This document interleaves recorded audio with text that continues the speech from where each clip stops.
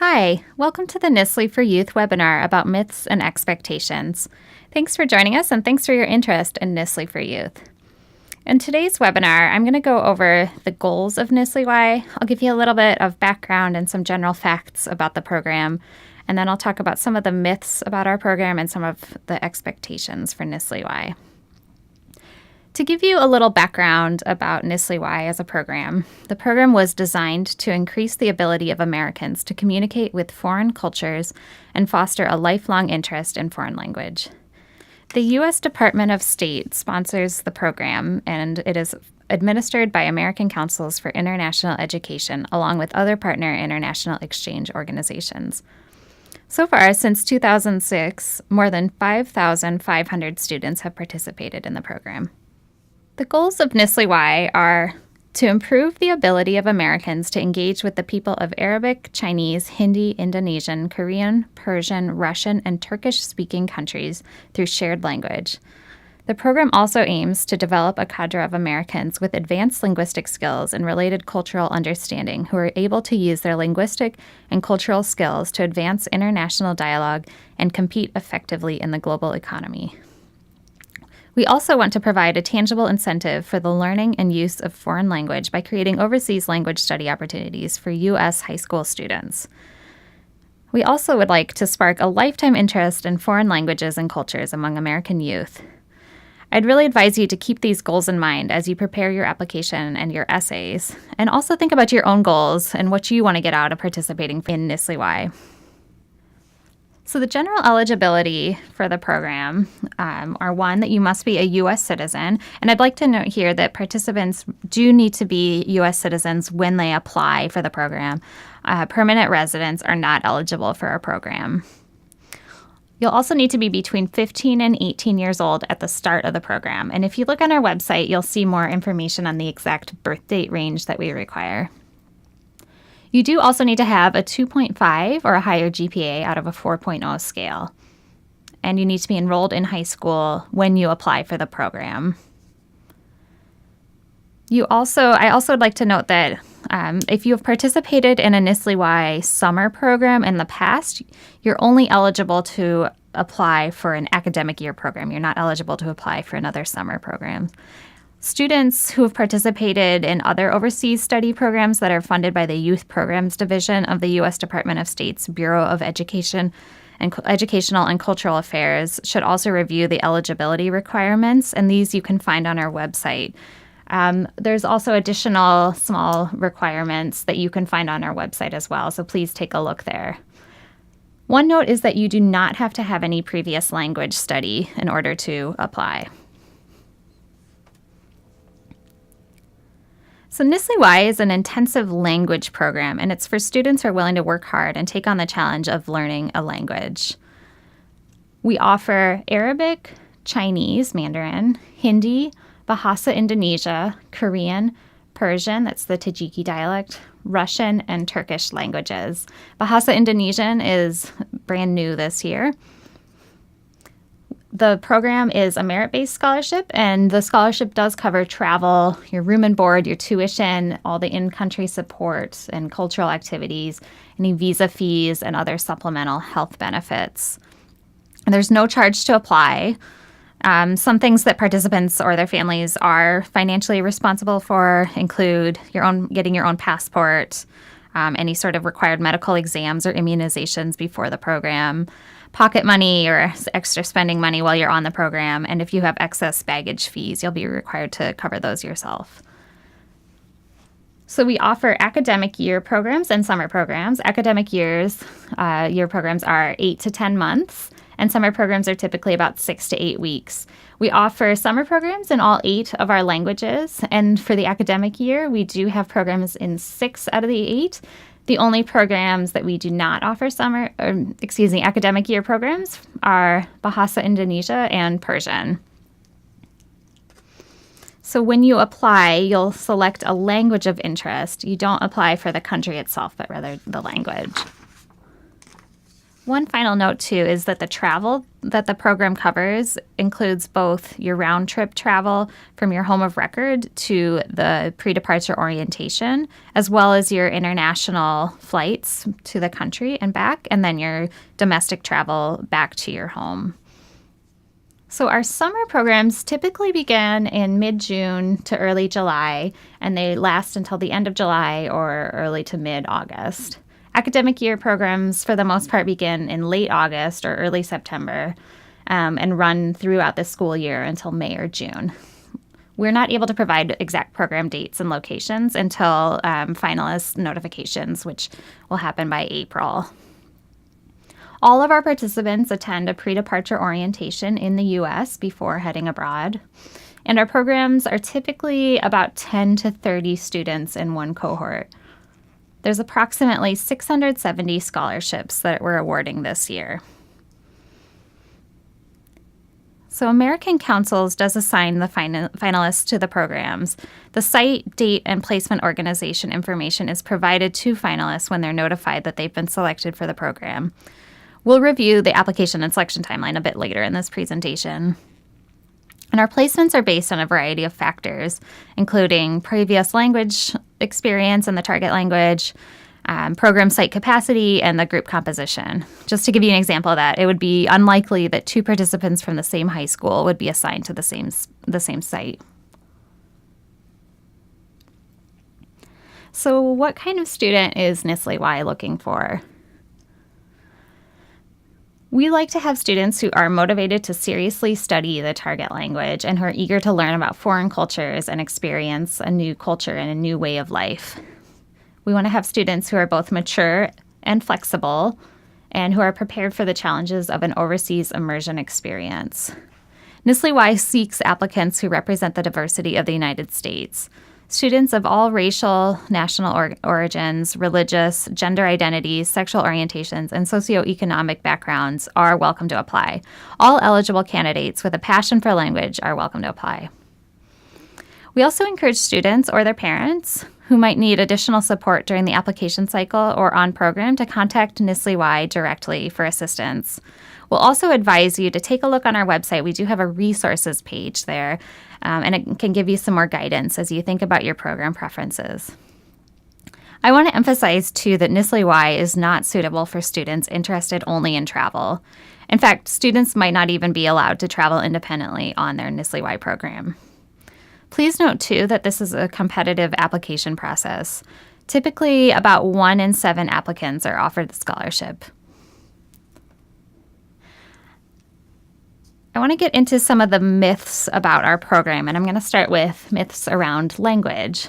So our first common myth is that all participants are equally motivated and will all be fluent at the conclusion of their NSLI-Y program.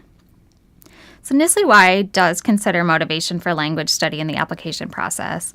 And although most participants are highly motivated to study the target language, their relative levels of motivation and excitement for language learning, of course, can vary. Even highly enthusiastic participants may have periods of decreased motivation during a rigorous program. So NSLI-Y does expect students with no experience in the target language to reach at least a high novice level during a summer program and a high intermediate level during the academic year program. However, it is important to remember that each participant and each target language is different. So participants begin NSLI-Y at varying levels of proficiency and may progress at different rates. The second myth, language class will be the perfect pace and challenge for each participant. In reality, participants' academic curricula may seem at times quite challenging some days or pretty easy other days. Participants study as a diverse group of students, and this includes a range of previous experience with the target language. While NSLI-Y does work to ensure appropriate placement in language classes, there can be very differences in proficiency within the same class. Implementing organizations and host partner teachers work to challenge each participant academically. However, this will require the participant's flexibility and an understanding that his or her own self-initiative and academic goal planning will go a long way. Participants facing this situation are encouraged to discuss the challenge with their resident director or local program contact. third myth about language is that participants should expect to be the best language learner in their group. So many of our participants do come from a high school experience where they're used to thriving and being among the very best academically at their high schools. As a merit-based language program, NSLI-Y selects a group of highly qualified students to participate in the program.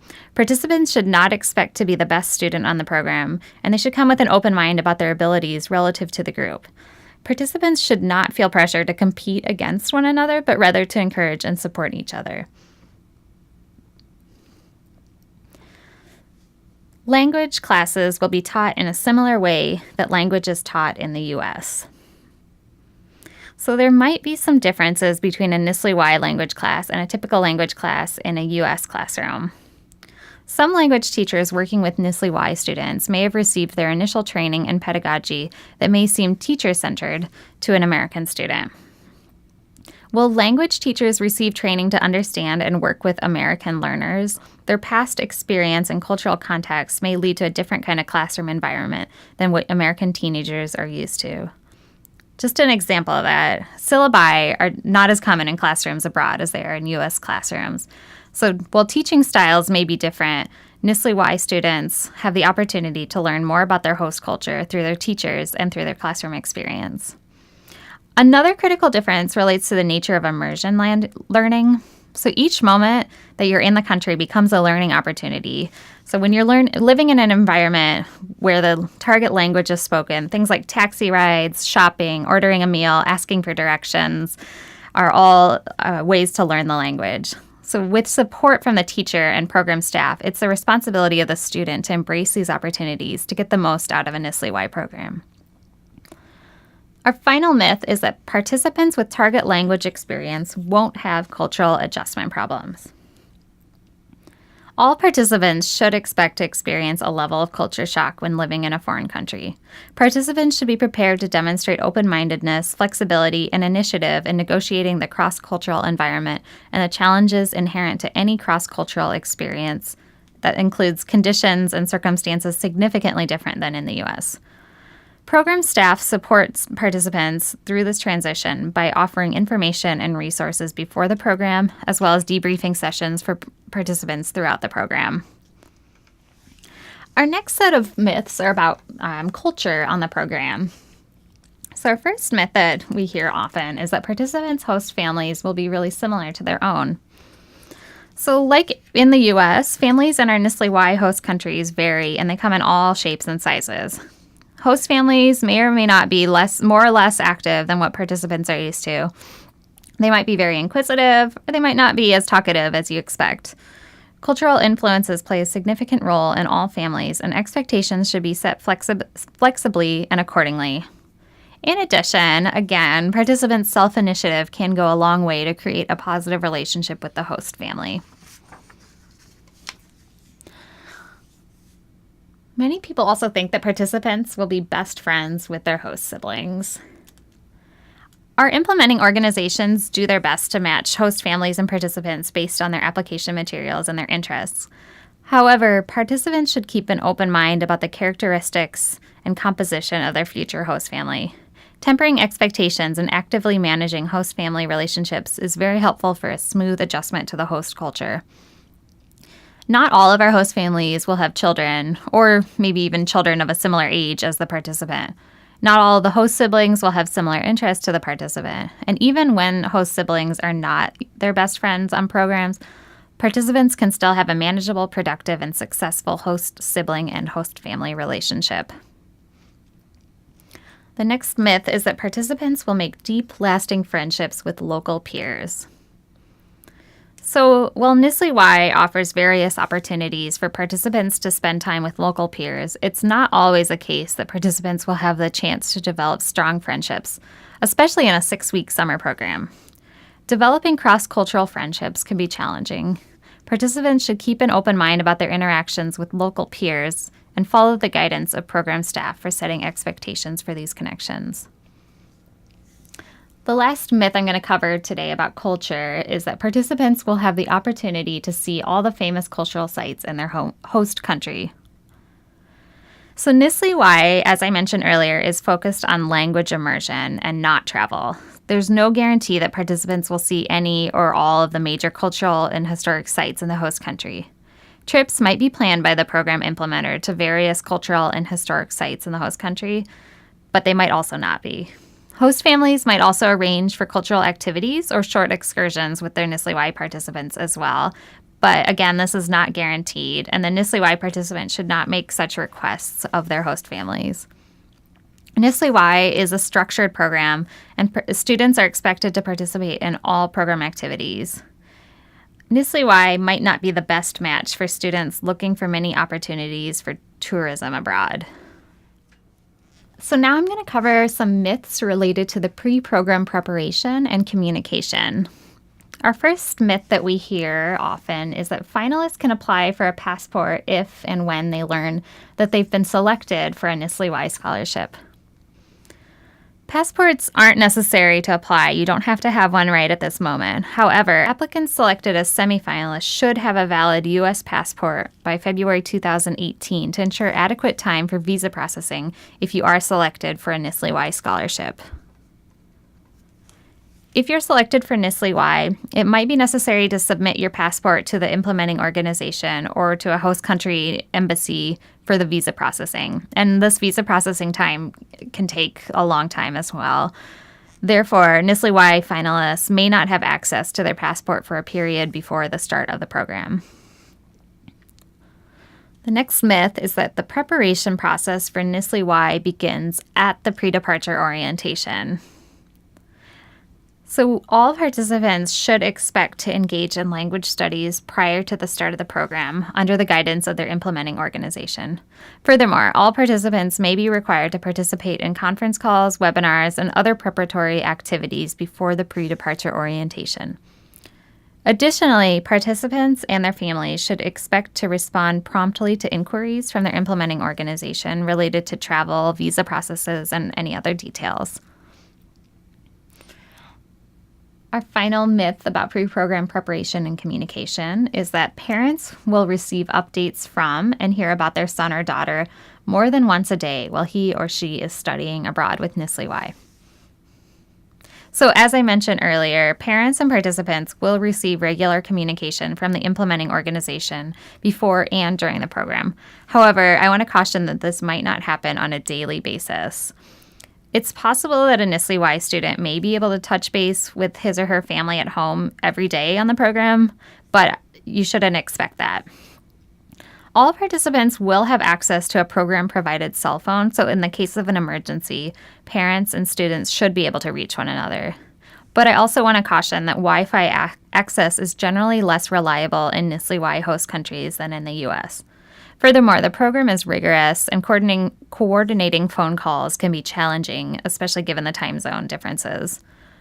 Implementing organization staff in the U.S. will provide updates to participants about travel, activities, and other matters throughout the program, but most likely through email. Please note, too, that implementing organizations are reachable outside of regular business hours in the case of an emergency. Participants will be able to contact their resident director or their local coordinator 24/7 in the case of an emergency.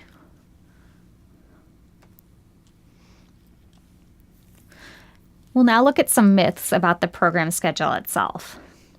So first, participants have free time each day to pursue exciting cultural experiences. As I've mentioned, NSLI-Y programs are quite structured, and they focus on improving the language proficiency. So your typical days are filled with language classes and language practice, with shared meals, with group cultural or other community service activities, homework, and other long-term projects, as well as shared time with the host family and other host country peers. Participants really should not expect to have much time to independently explore cultural inquiries every day. Nevertheless, as a language program that believes cultural understanding and language skills are mutually supportive, NSLI-Y does provide participants with opportunities to explore and experience the culture of their host country and local community.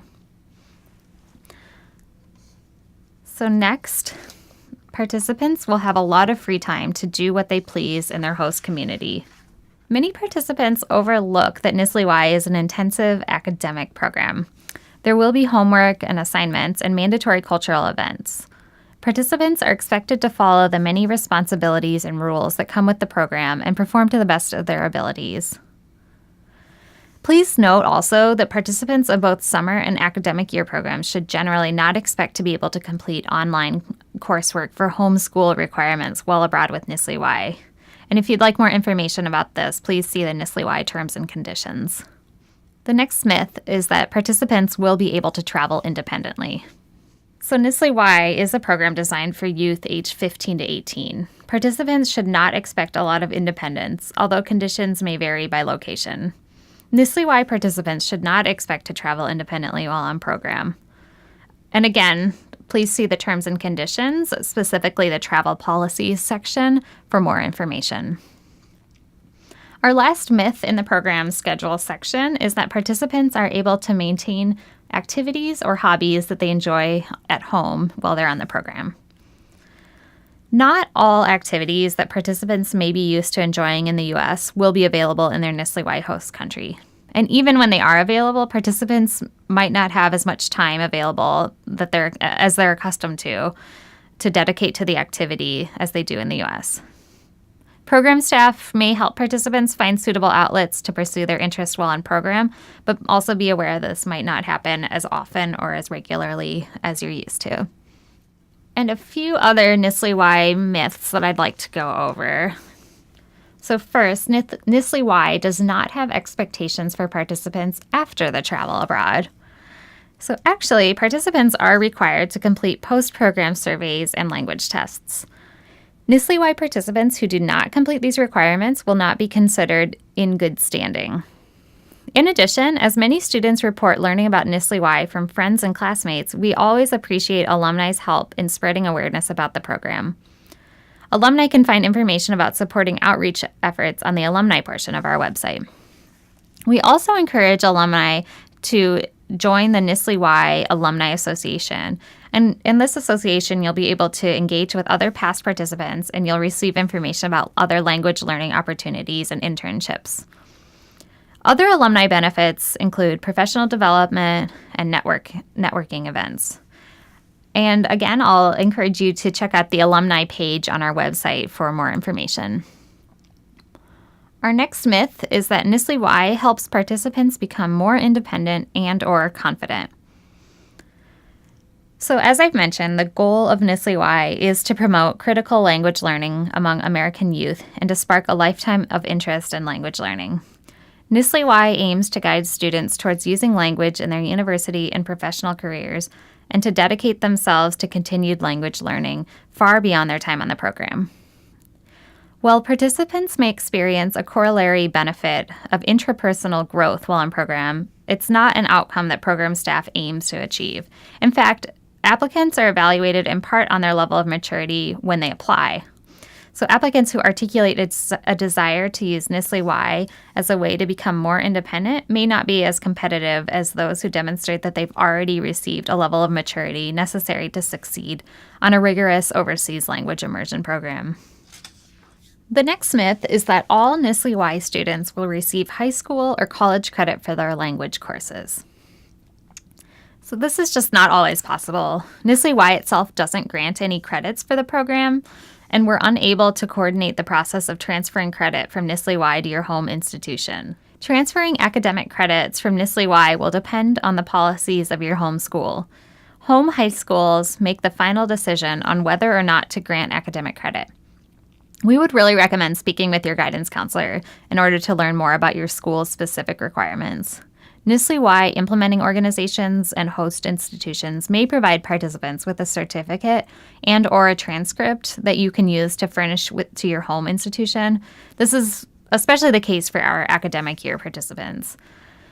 Past summer and academic year participants have often found success using their NSLI-Y program experience to test out of lower-level classes of their target language. The next myth is that NSLI-Y programs are tailored to participants' interests and academic needs. So NSLI-Y programs are provided to a group of participants at each program site. NSLI-Y is not a tailored program that will always meet all the interests and academic needs of every participant. While NSLI-Y programs seriously consider participant feedback, participants are expected to exercise flexibility and patience. Our program staff are always available to support students before and during NSLI-Y, but participants are expected to take some responsibility for their own language learning and to follow the guidance of program staff for a healthy, safe, and meaningful program. The next myth is that NSLI-Y students can do advocacy work in the host country. NSLI-Y is not a platform for advocacy work or research. As the name of the program indicates, NSLI-Y is for youth, and the program is intended for participants to learn the host country's language and culture. The program isn't intended for a participant to push a policy agenda within the host country. The final myth that I'm going to go over is that parents may visit their child abroad while they're participating in NSLI-Y. Visits from natural family, home country friends, and other relatives are not permitted during summer programs, and they're also strongly discouraged during academic year programs. These types of visits can interrupt the continuity of the relationship with the host family and diminish the exchange experience. Visits during the academic year programs, again, are discouraged, but if they must be arranged, participants and families must seek out advanced written approval and follow the guidelines of the implementing organizations. And if you'd like more information on how to do so or what this entails, I'd encourage you to look at the terms and conditions again. I'd also like to note that participants shouldn't expect to seek out relatives in the host country if that's applicable. So those were some of the myths that we often hear about the NSLI-Y program. I'd just like to give you a little bit more information before concluding this webinar. First, I'd like to talk a bit about student safety and well-being. So the safety and security of our participants is of paramount concern to the Department of State and to American Councils for International Education and to the NSLI-Y program as a whole. Student safety is the top consideration for selecting NSLI-Y program locations, and all program implementers regularly evaluate programs for safety and for risk management. The U.S. Embassy and Consulate in each country has been consulted and has concurred on program locations. All of our NSLI-Y students are registered for the U.S. Department of State's Smart Traveler Enrollment Program, that's the STEP program, and if it's appropriate, with the local U.S. Embassy or Consulate. Students also receive safety awareness training during their orientations, and they're well equipped before departure with specific cultural knowledge. Protocols are discussed with students at the pre-departure orientation, and they're also given in-country briefings and ongoing meetings with the resident director or local coordinator. And again, these resident directors and local coordinators, as I mentioned earlier, are available to students 24/7. Students also live with a host family, or in some cases, they'll live in a closely monitored dormitory. We also offer some supplementary health benefits. So that's the ASPE program. It stands for Accident and Sickness Program for Exchanges. And this is provided to all our participants free of charge as a secondary medical coverage. And this ensures that in the case of an emergency, students will be treated as soon as possible in the host country. And NSLI-Y participants get this ASPE coverage. It's the same coverage as other U.S. Department of State funded travelers receive. So you can, again, look on our website for if you'd like more information about what the ASPE coverage is all about. Also, I just want to note that while transportation considerations vary by program location, the safest options are always considered the best options. And some examples of how participants will get around in their host countries include host family rides, walking to class or other activities, taking the bus or the train, or other types of group transportation. So the application deadline for the 2018-19 NSLI-Y programs is November 2nd, 2017 at 4 p.m. Eastern Time.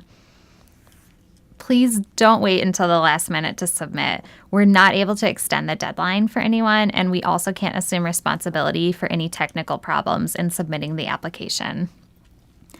You'll also on that same date by that same date, need to send us a signed copy of the final page of the terms and conditions. You can either do that by mailing a hard copy to American Councils directly, or you can also scan it and upload it directly into your application.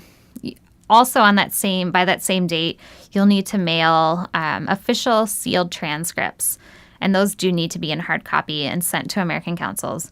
Both of those items, if you're sending the terms and conditions and the grade transcripts, need to be postmarked by November 2nd, 2017. Teacher recommendations and parent statements, which are done online, are due on November 9th, 2017 at 4 p.m. Eastern Time as well. So that's a week later. Please, applicants, we encourage you to check with your parents and your teachers to make sure that they've submitted their portions. You can also look on your application, even after you've submitted it, to see what the status of their submission is. And again, I really do have to emphasize this. The late applications cannot be considered. So please write down that date and that time and underline it 5 times, because we do need to receive all applications by that date. Just to give you an idea of our application timeline as well, so after you've submitted your application, what to expect. All applicants are notified of their semifinalist status, so whether or not they're selected as a semifinalist, by December of 2017. From there, you'll do an interview. You'll be invited to do an interview with a trained volunteer. These interviews are coordinated by NSLI-Y partner organization, AFS. Our interviews usually take place at interview events, although sometimes we do have to do phone interviews if a semifinalist cannot be interviewed in person. And these interviews will take place between December of 2017 and early February of 2018. From there, the complete application package is reviewed by trained evaluators. After the evaluators read each application, they're reviewed by a selection committee. And these evaluators, they're volunteers, and they include former Foreign Service officers, ambassadors, returned Peace Corps volunteers, teachers, other international education professionals, as well as graduate students and other interested persons. All finalist notification letters are sent out by April of 2018. So you should hear something from us by mid-April of next year. The departure dates for the programs vary, so each program sets their own departure and return dates. But in general, we can say that for summer programs, you would be leaving by mid or late June. And for the academic year, you would likely leave in August or at the very latest by mid-September. And again, you can see more details about our application timeline on the website. We have a page that's dedicated to this timeline. If you'd like more information about the program, here's our website. So check that out, www.nsli4youth.org. There's also specific resources about from the State Department, and those can be found at exchanges.state.gov. Please also check out the NSLI-Y interactive site. So there you can find some multimedia stories about NSLI-Y summer and academic year programs. There's also some virtual events that are hosted on that site, and they're coming up throughout the year. So check out the site for more information about those events, as well as to read those stories. And the NSLI-Y interactive site is at www.nsli-y-interactive.org. We also regularly update our social media sites with our application tips and reminders. So you see we have a Facebook page, a Twitter, we have a Snapchat account, and Instagram.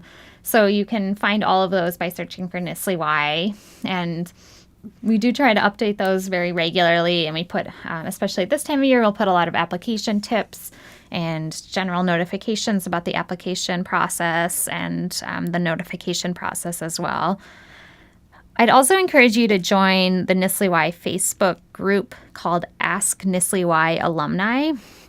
There's a lot of alumni who are members of this page or of this group, and they're all willing to answer questions about the program and about the application and give general information about their own experiences as well. And of course, you can always call us or email us with questions as you're working on the application. And here is the information for that. So you can email us at NSLI-Y@americancouncils.org or call us at 1-866-790-2086. We're always happy to take your questions. Thank you for listening to our webinar. Again, if you have any questions after this webinar, I would encourage you to reach out to our office. Thank you very much.